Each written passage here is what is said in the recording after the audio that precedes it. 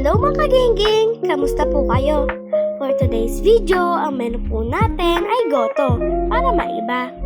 Merienda naman po tayo. Meron din po tayong tokwa, okoy, at lumpiang sariwa. O diba, ternong-terno sa panahon dahil makulimlim.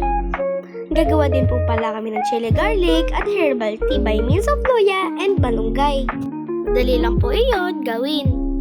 Papakuluan niyo lang po ng sabay-sabay ang dalawang sangkap.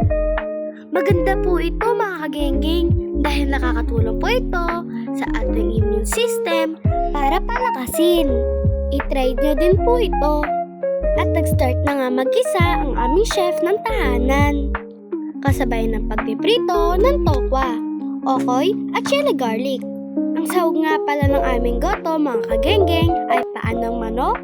Masarap kasi ito at malasa. Bukod pa doon, ang paa ng manok ay nagtataglay ng collagen na maganda para sa ating skin and para din po sa may mga gout.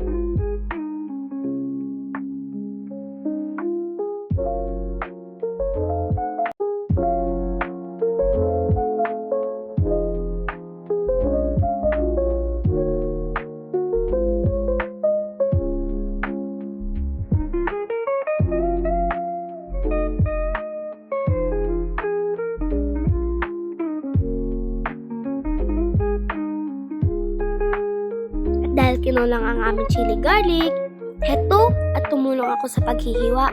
Habang piniprito ang tokwa, nasasabik na ako kumain. Wow!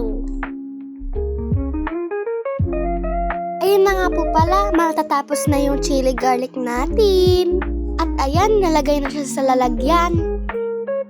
At ayan nga po palang itsura ng herbal tea. Tada! Tara, kain na! Masaya ang puso ko. Ayos ang buhay ko.